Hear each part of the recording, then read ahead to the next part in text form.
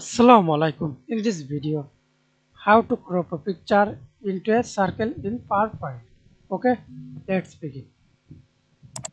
Go to Insert tab, Pictures,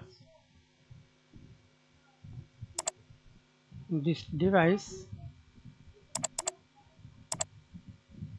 Picture Format, Crop.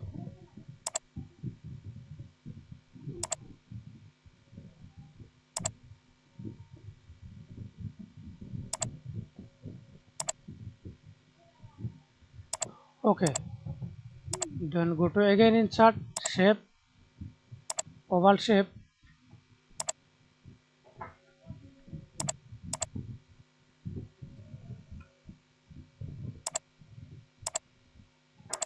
Hold Shift, press Ctrl X, cut to this image, right click, Format Shape,